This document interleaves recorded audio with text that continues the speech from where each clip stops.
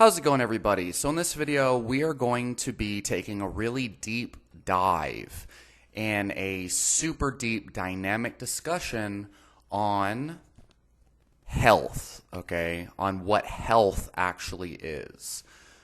Okay, so we are going to be defining health. We're going to be discussing the multitude of factors that contribute or take away from your health. We're going to be talking about how to obtain health, and we're going to be talking about a lot of the misconceptions and myths on what health actually is and why a lot of people, because of their misdefinitions of health or their lack of reflecting on what they even mean by health, we're going to be discussing why so many people are chasing a false image of what health really is. And because of this, they never get anywhere. They're like a rat on a spinning wheel getting nowhere, okay? We're going to talk a lot about these misconceptions because it's vitally important to understand what we're actually seeking in order to obtain it, okay? When you have an idea of health or spirituality or whatever, like when you say you're trying to be healthy, or when you say I am trying to be spiritual, or I am spiritual, or whatever, or you say whatever, I'm virtuous, or I'm whatever, it is vitally important to have a specific definition of what that actually is. Otherwise, it's kind of like, let's say you are going on a road trip. You're going on a road trip to a destination, but you never define what that destination actually is. You'll just be on the road.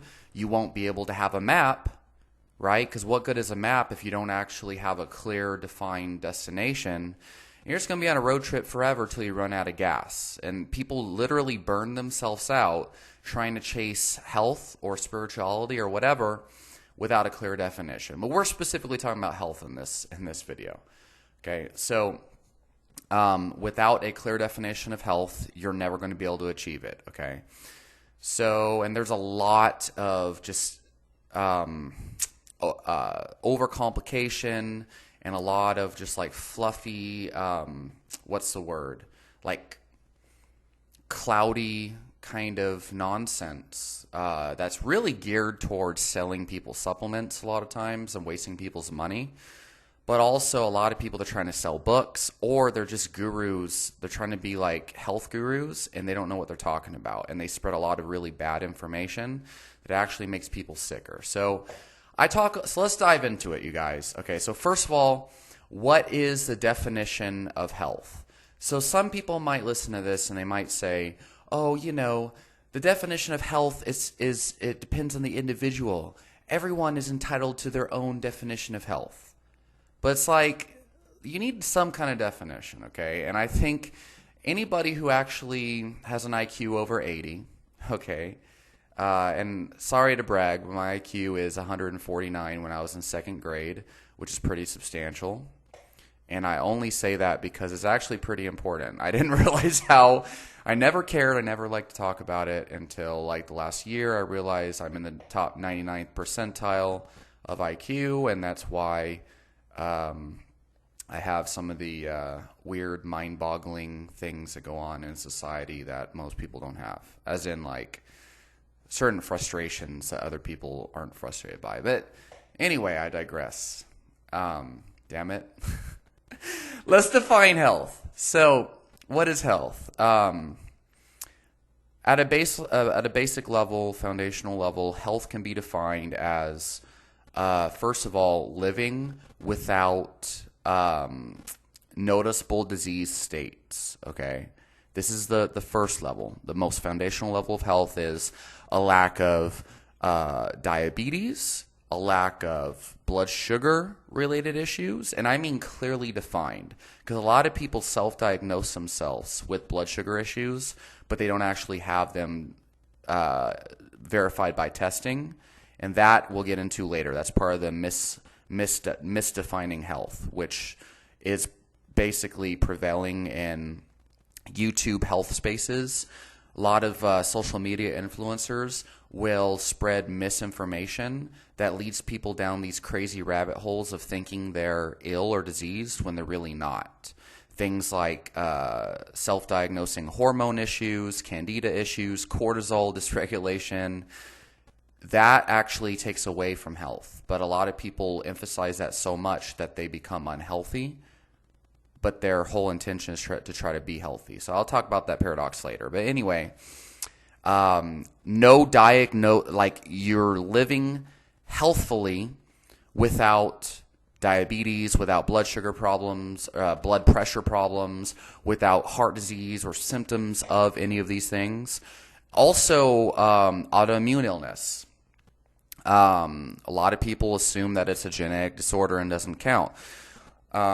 Things like lupus, fibromyalgia, Crohn's disease, what else? Colitis. Let's see. There is a wide range of autoimmune illness that mainstream medicine will claim is genetic, and it's like there's nothing you can do except for take their pharmaceuticals and things. But in reality, these things tend to be triggered by food intolerances, and the cause of these food intolerances might have been antibiotics, might have been other interventions that might have been forced upon them when they were younger. Could be, just throwing it out there. And if you know, you know, right? And you know, without evidence, I'm not going to like go deep into something unless I have evidence that might be. But it's a suspicion, guys. Conspiracy theories in the comments can go off, all right? They always do, right? But I try not to get involved in that because it's like no purpose. Anyway, yeah, so autoimmune illness, diabetes, heart disease, what else? Obesity, because obesity is a primary contributing factor to pretty much all of these diseases. And I will define, and I think it's important to define obesity pretty specifically because the general definition of obesity is based on body mass index, BMI. And BMI, in my opinion, and most people who actually, you know, are practicing in the health and fitness space, most people understand BMI is not relevant to like actual health outcomes, but some people will speculate otherwise. Mostly people who are indoctrinated into modern medicine, unfortunately. Even people who have good information, like barbell medicine, for example, which I love their information, but a lot of it is, I don't agree with everything they say. But anyway, BMI is basically how much do you weigh versus how tall are you, essentially. And on a mass scale for infectious disease rates and stuff like that, BMI might be relevant. It's because basically BMI is one of the easiest things that you can track on a mass scale without, investing a lot of money into DEXA scans and fat mass scans and crap like that. But essentially, in my opinion, the best measure of obesity, what we can call obesity, that's actually relevant to health outcomes, is going to be your waist circumference ratio, and if you want to be even more accurate, waist to hip circumference ratio, which is why, as a practicing health and fitness professional, I generally measure all of my clients in the general population whose main goal is just to be healthier. I measure their waist circumference. I usually measure them around the belly button more specifically. And then I might also measure their hip circumference as well. And I compare the two to get a ratio that is relevant to health outcomes. And so anyway, body fat compared to lean mass is what I think is the most important. If you are not on steroids and you have a high amount of lean mass, by definition, mechanistically, as well as on based on population studies, like you're just going to be healthier. Having more caloric partitioning towards muscle mass has a wide variety of benefits. Okay, one of the main ones is like you're way more insulin sensitive when you have more muscle, because the metabolic perimeters, the metabolism of maintaining that muscle tissue, essentially it eats up a lot of the carbohydrates, let's just say, that would otherwise go towards creating byproducts and things that are pro-inflammatory, which has its own host of caveats, by the way. So anyway, yeah, so let's kind of try to keep this simple without going too crazy and intricate.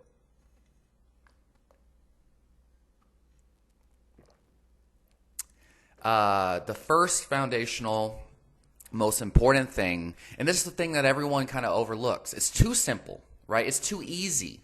People look at health as like a fucking long-term challenging thing that has to always be attended to.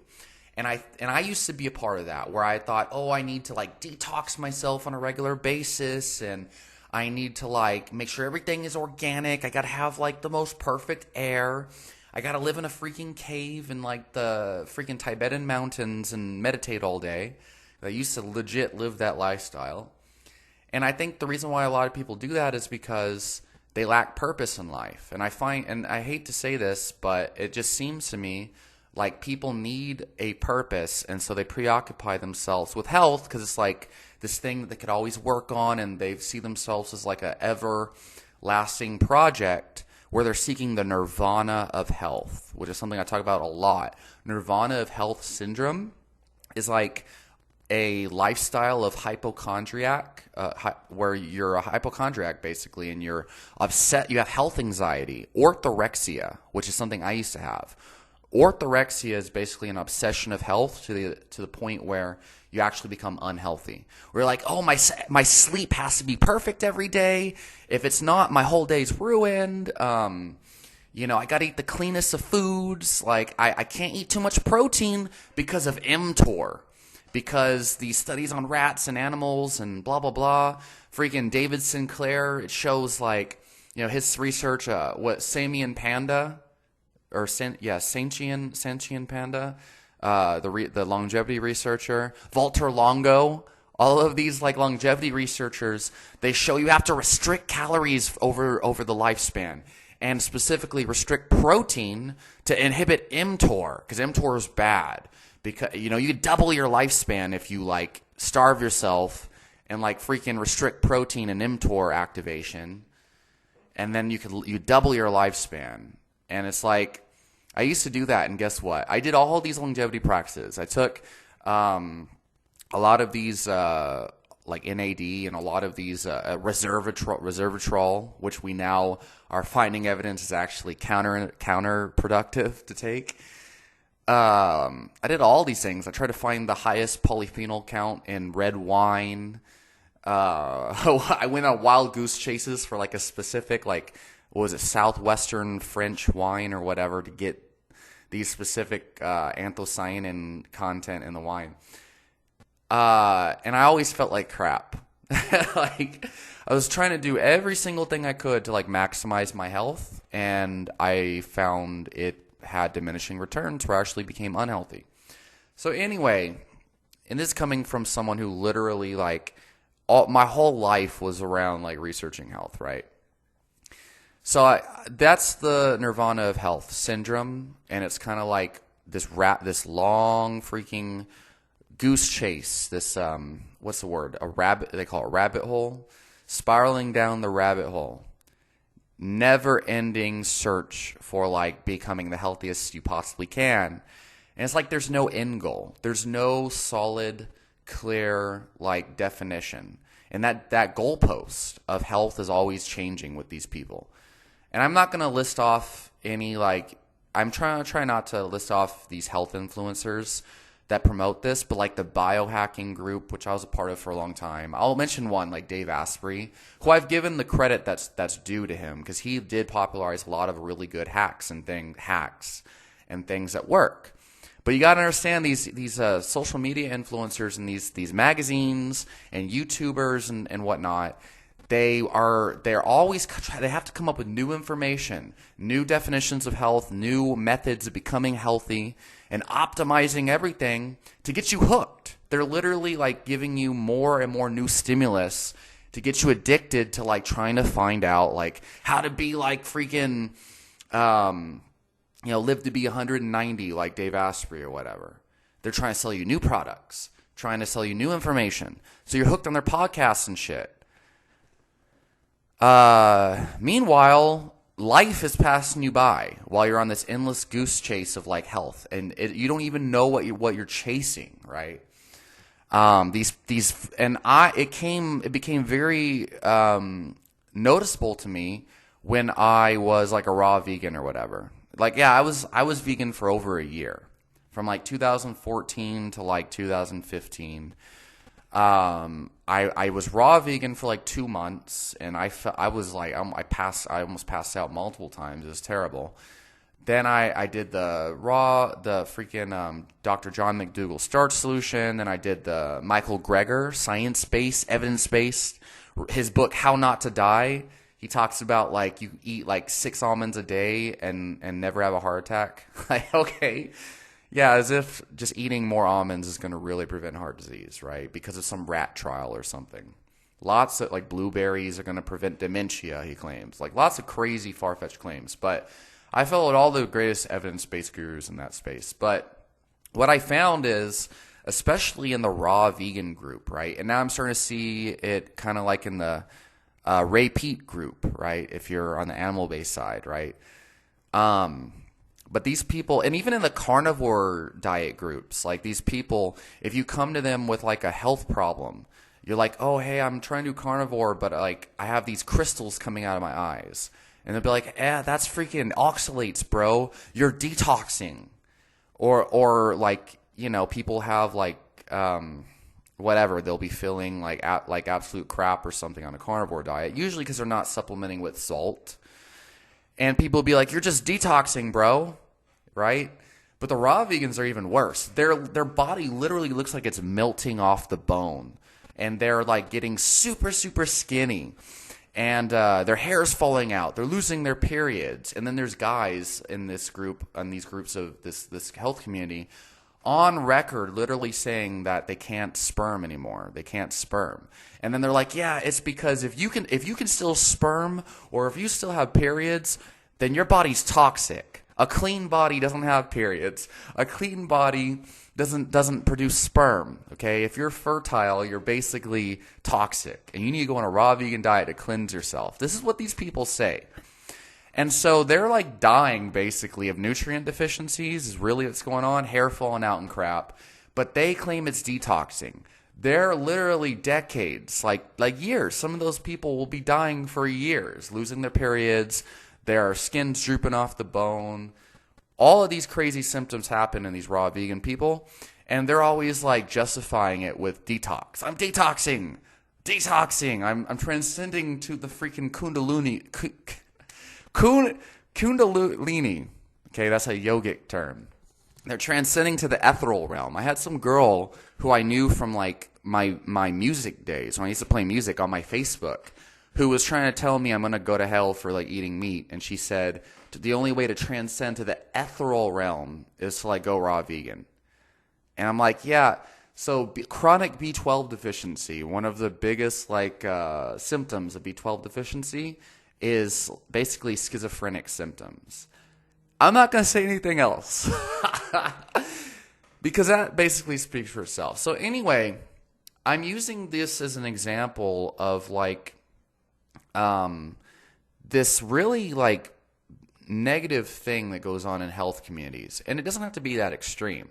Like people, they'll take supplements and don't even know why, like amino acid supplements, because they're told that it improves like muscle protein synthesis. And in fact, the only thing that really seems beneficial in BCAAs is the leucine. Just take leucine, but even more so, just eat protein.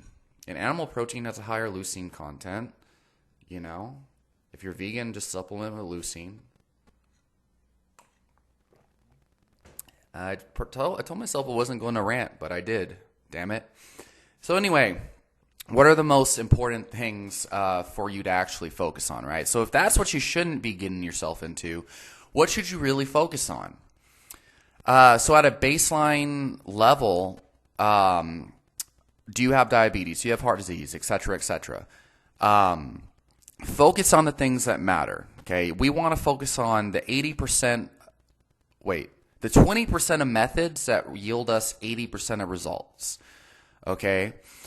Get to a healthy weight, get to a healthy body fat percentage, focus on lean mass, okay? So we know as far as like longevity is concerned, one of the number one leading causes of death in the elderly population past the age of 65 is bone fractures and traumatic falling, basically hip fractures and falling injuries. And one of the leading correlations with longevity is actually muscle mass. Okay? Protein intake and strength training, okay, and being fit, being self-sufficient, being vital. These are the things we need to focus on. Feeling energetic, feeling full of life, right? If you look at centenarians, right, you look at even like the blue zones, which, by the way, anybody who thinks the blue zones are like plant-based and this and that, they need to read Sally Follin's book, Nourishing Diets, and read the section that she wrote on the blue zones, okay? Because they really freaking twisted a lot of their interviews with those centenarians in the blue zones. In the blue zones, they ate a lot more animal protein and animal organs than what's documented. They basically ignored a huge chunk of what these people's life consisted of. Most of them did butcher whole animals, and they did eat the organs. Anyway, what we see in centenarians in these longevity groups, blue zones, right? Costa Rica, Crete, what else? Okinawa, all these places is besides like they do eat the whole animals and they usually harvest them themselves. They're also extremely active, okay? One of the biggest things is they're tending their garden. They're basically doing farming type activities, carrying things around, spending a lot of their time outdoors and doing chores and doing yard work and crap like that. They're extremely active, okay? So you look at people who live a long time and whatnot, and then you look at the population studies we have correlating, hip fractures and falling injuries, basically past the age of 65, to the leading cause of death in older populations. And we see that muscle mass seems to have the greatest correlation with health outcomes past the age of 65. What we're seeing is we need to be strong. We need to be vigorous. We need to be active, okay? And we need a protein intake and a nutrition routine that supports that. So you see these longevity researchers and people who claim that you need to inhibit mTOR. Guess what? mTOR is activated anytime you do any kind of strength training. It's also activated anytime you eat protein. It's activated when your body is rebuilding and stimulating a pathway responsible for becoming stronger. So I think anybody who follows these protocols to inhibit mTOR are barking up the wrong tree. So anyway, we should be focusing on eating enough protein. We should be focusing on strength training, balance training. If we're actually following the evidence and we're looking at the things that matter, that's a huge one. So anyway, there's a lot of talk about things like polyphenols, right? Antioxidants and antioxidant supplements, okay? So I've made videos about this. I've made science research reviews in my Instagram stories. I should probably make a longer and more in-depth blog posts on these things. You'll see again in these like biohacking communities and whatnot, they'll try to sell you polyphenol supplements, right? All of these people have these supplements they're trying to sell you. Pretty much the majority of the research on isolated polyphenol supplements actually shows increased rates of cancer and other types of diseases and things over the long term when these people take them. Either there might be a detrimental effect or no effect at all, no noticeable significant effect. And even some of these studies that a lot of like evidence-based nutrition people, like Sigma Nutrition, I've made a video about, they use these intervention trials on like blueberry polyphenols and things that don't actually show like a clinically significant effect. They show statistically significant effects, but that does not really correlate to real practice in the real world. And so and these are like 12 to 16 week intervention trials on like elementary school students and things. They're placebo-controlled studies, and they show like a slight benefit in some of the protocols, but not all the protocols. If you're interested, I'll make another video about that. Just let me know in the comments, or I'll link you to my previous video on polyphenols. So basically, the research on polyphenols shows there's not really a huge like correlation between just general polyphenol intake and improved health outcomes or longevity or anything like that. So the same thing goes with isolated fiber supplements. What we really see is people who avoid junk food on a large scale, people who have the intention of eating a healthy diet, okay, who eat more whole foods, who eat less junk foods, whether it's plant-based or not. Studies that show people on an animal-based diet that is generally healthy compared to vegan or plant-based diets that are generally healthy, they both have improved health outcomes. There's no real difference between the two. It's only when you're comparing the average population eating more meat versus the average population eating more plants and less meat, you start to see healthy user bias take play. So being healthy doesn't necessarily have much to do with more animal protein or less, or more plant protein. It's how much junk are you eating over the long term. But then I would have to say that there's factors that play a role the longer you go if you are deficient in nutrients only found in animal foods. But that's a whole nother discussion for another time. The main thing you need to focus on, eating enough protein, in my opinion, from animals, removing junk food. Okay, making sure your blood markers of health are optimized. Okay, your hemoglobin A1C, your HDL cholesterol, what else? Your blood pressure over the long term, and then just tracking how you feel. Right.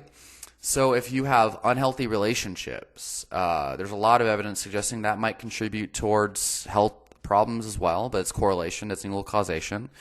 You know, sleep, obviously don't be sleep deprived, but don't think you need a specific amount of sleep if you're feeling good, okay? Like, there's correlation evidence that shows people who get under 7 hours of sleep a day on average might have an increased risk of like heart disease or diabetes. But the problem is correlation doesn't equal causation. You have to look at, well, who are these people in these population studies or these correlation studies who are only getting like 5 or 6 hours of sleep, you know, who are getting under the healthy amount of sleep. Typically, it's people who are already sick or they're doing shift work and they're relying on junk foods to keep them awake, okay? People who say, oh, you need this much sleep in order to be healthy, they haven't actually reflected on the evidence, okay? It's like you should probably not be sleep deprived, and that's it. If you're getting the right amount of sleep for you is the amount of sleep that allows you to feel healthy, vigorous, and basically feel like these centenarians we talk about. If you're feeling awesome all the time and you're not reliant on fucking cocaine or something to keep you awake, right, then you're getting enough sleep probably. But if you are purposely trying to keep yourself awake, you're falling asleep during your normal daily activities, then you're not getting enough sleep. We don't need correlation studies to tell us eat plant-based versus eat animal-based, or like, you know, eat this much fiber, or get this much sleep. It's like those are correlation studies, pal. Okay, what we need to look at is in your own individual physiology, are your blood markers on check? That's number one. Do you feel sleep deprived or do you feel energetic? That's number two. Do you have any symptoms of any diseases? It's number three. Okay? Because when we look at the people who feel the best in practice, a lot of times they are not doing all this crazy crap that these people tell you to do. Okay? And the biggest reason why I'm so like passionate about this and intense about it is because I have clients that will hit me up in consultations and they'll be like, yeah, I don't understand. I obsess over my health and I'm doing everything I can to be healthy, but I'm not feeling healthy at all. I'm feeling like garbage. And meanwhile, I see all these people who don't care about their health and they seem to be living their best life. I just don't understand it. And I understand it personally. You know why I understand it? Because I used to be on both sides of the coin, and I realize a lot of these people obsess over their health are obsessing over the wrong things. Most people, they are obsessing over that 80% of methods that only yield them 20% of results, okay? 80% of effort to yield them such a small amount of results, that just equals a shit ton of stress. So what you need is a 20% of methods that yield you 80% of the results, okay? What I found for most people is when you start to eat 1 gram of protein per pound of ideal body weight, okay? That's key, not total body weight. Because if you're overweight, you're like 300 pounds and you're 150 pounds overweight, that's not a good metric. 1 gram of protein per pound of ideal body weight, okay? You know, even if you eat a little bit under that, but if you're doubling your protein intake from animal sources, if you're doing that from whole animal sources, okay, you will experience vitality improvement that you've never seen in your lifetime. The most groundbreaking, okay, game changer thing that I've done for myself and that I've seen in all my clients who will actually give effort towards their health. The biggest thing that they've ever done is they were under eating protein before, especially because they were told, oh, animal foods are going to cause cancer.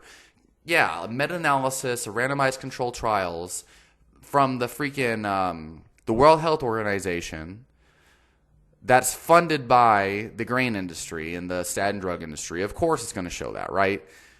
But when they go from under eating protein to doubling their protein intake from animal foods, they feel amazing. These people, they have insomnia and all these problems. They double their protein intake from whole animal foods. And just that alone, even if they're still eating junk food, right, which I don't advocate, they feel amazing. It's crazy to me. I know a lot of people. There's like these legends that go around. People are like, oh, Wolfgang, he eats all this freaking animal meat and shit. You know, he eats animal meat. He eats liver. Ooh, freaking crazy, creepy monster who eats liver. Ooh, right? It's like, and I mean, I'm like feeling amazing, right? Even if I'm like low on sleep, like I don't even feel it these days because I've optimized, because I found like the most significant things that actually fucking matter, and I focus on them. If I'm low on sleep, I'm like, yeah, I'm low on sleep, you guys, but I'm actually feeling okay, and I forget about it. Other people obsess over it the whole day if they're low on sleep. They're like, yeah, I'm low on sleep. I don't know, man. Just like, you know, I feel tired. They're like affirming that all day. It's like, I'm low on sleep. Okay, I take my tonic herbs. I eat my protein. You know, I do the things I do to keep me awake, and I'm good. Anyway, and no hardcore stimulants other than excessive coffee intake, which, you know. Anyway, a lot of people, the very things that will make them healthy, they actually think is bad for them. And that's why they don't reach the level of health that I'm on. Like, woo, right? Superhuman guru health Wolfgang guy, right? Health guru, shaman Wolfgang, grandmaster sensei. Look, right? Ooh, Mr. Meat Boy, right? Meathead. With the 149 IQ when he was in the 2nd grade, right? The stereotypical meathead, right? Just eat a bunch of meat. You know, airheaded Wolfgang, right? Anyway, there's a reason why I do what I do. There's a reason why I advocate what I do. There's a reason why I tell people not to worry about, like, getting a pound of broccoli a day, right? Rhonda Patrick, okay, and her recommendations. Broccoli sprouts, everybody, for the glucoraphanin content or whatever. Get the the athocyanates or whatever from your blueberries and shit. It's like, yeah, I mean, whatever. If you want to be bloated up like a balloon and fart all day with all your broccoli and your spinach, kale smoothies. I get a kick out of these people. with their kale smoothies and shit. Like, that ain't doing shit for you, okay? Could you imagine being, and this is going to be a stupid appeal to nature that's not grounded in science, but it's just funny to think about. Why don't you all go out to your fucking trees and your bushes and you munch out on the leaves and crap in your fucking in your backyard? Why do you spend $6 a pound on freaking organic greens from the store? These greens have been hybridized over hundreds of years by humans, selectively modified to make them edible. Could you imagine being a starving, like, hunter-gatherer, okay, in, like, some of these indigenous areas? Like, can you imagine being an indigenous Indian, or indigenous, what is a better word? Native American, okay, that's the real word, the proper word. Could you imagine being a Native American who's, like, hunting and gathering for their food? And, like, they're starving of caloric energy. And they go out and they eat a bunch of leaves from a tree. Whoa, right? They're getting zero fucking absorbable calories from those leaves. Because they're not herbivores. We don't have the cellulase enzyme to break down cellulose. They need to sustain their energy needs. They need highly absorbable nutrients, at least carbs from like berries and stuff. But keep in mind, even berries like out in the wild have such a low like net caloric gain that you're not going to be able to sustain your energy needs from like eating berries, right? You're going to be deteriorating rapidly if you're like an indigenous human, okay? And this is a pill to nature. But it's good to think about. You need meat, maybe some honey, right? Maybe some fruits, maybe some tubers. They're so fibrous out in the wild. Like most of these foods have been like hybridized over hundreds of years to sustain human life. But the point that I'm trying to make is like the exact foods that we think are like we need them for detoxification. We need the freaking polyphenols, the fiber, the chlorophyll, right? It's funny, these freaking vegans, they're like, yeah, the chlorophyll, it actually is a natural deodorizer. You wonder why all these meat people smell. It's because they don't eat chlorophyll or something, and that meat's rotting in their intestine, which we know physiologically is impossible. Like farting happens from fermentable carbohydrates and fermenting in your intestine, okay, because plant foods are entirely digested by the gut flora in your intestine. That's what farting is. Meat is almost entirely pulverized into what we call churn or mush by stomach acid in the stomach. It doesn't even hit the colon. So these freaking raw vegans and their nonsense. You want to deodorize yourself, stop freaking eating all that fermentable fiber, or at least like, moderate it, right?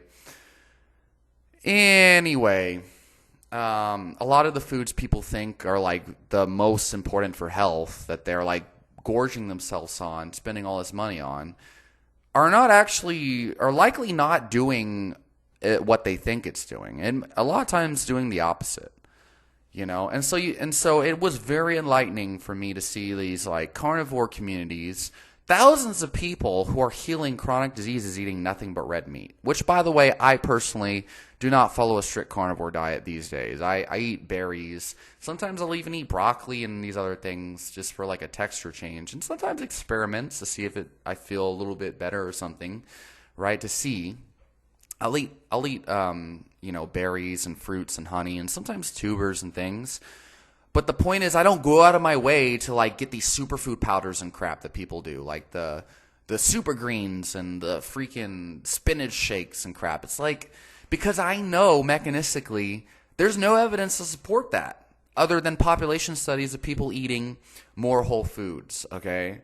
That includes more plant foods, right?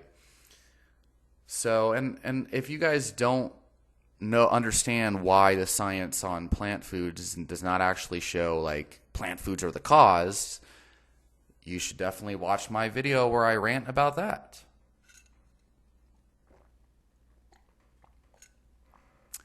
Basically, eating adequate protein, avoiding junk, and then if you have like digestive symptoms like Crohn's disease or irritable bowel syndrome or whatever, like I had, and you're eating these all this fiber and the whole grains and crap that you think you need, chances are you should remove them. But if you don't have these digestive problems, then you should probably go ahead, like, eat them. It's fine if you can tolerate them, right? But if your goal is to be healthy, emphasizing these expensive, like, plant foods that you don't actually need to even survive or be healthy, you know, like, what's the point? You need protein is what you really need. You don't have essential carbohydrates even. Your body can synthesize it from free fatty acids, glycerol backbone of triglycerides, pyruvate, lactate. Your body doesn't even need dietary carbohydrates. It does need essential amino acids first and foremost. That's like number one. But also fatty acids. But more specific, if you get the protein, the fatty acids come packaged with the protein, right? So you don't really need to strive to get like dietary fatty acids. You need protein first and foremost. Whole food protein literally has everything you need. The majority of your essential nutrients can't be synthesized from precursors found in animal meat. So anyway, I'm not telling people they need to go carnivore to be healthy at all. What I'm saying though is like there's a huge misconception behind what's actually healthy. So I'm going to stop this right here. This is a huge rant. This really was kind of like, I don't know. Anyway, eat meat, lift weights, okay, do cardio, do balance training, have positive relationships with friends, detach yourself from the outcome, develop like an attitude of gratitude, focus on like being present to the moment. You need to cultivate healthy energy in your body and in your mind and in your soul. You need to like follow freaking diets that promote fucking vigor in life and stop following things that are focused on deprivation and like basically infatuation with ideas rather than actual like practical results, right? Yeah. Like if you need to be like cultivating practices that allow you to like have the same vigor and energy that's associated with being a vigorous teenage human, right? Like going out, always wanting to like be physical, right? Like running around, having all this energy to like climb trees and whatever that you did as a child. To me, that's my main goal. And that's what I've been aiming to like cultivate with my dietary practices and things. You know, eat fruit, eat rice if you can tolerate it. Do these things, but eat a lot of protein to support muscle growth, neurotransmitter health, immunity, because superoxide dismutase and glutathione, your endogenous antioxidants, are created from the foods that you eat. These are things that are going to matter, okay? Whether you eat your kale smoothie or not ain't going to do shit. So that's my rant. Have a great day.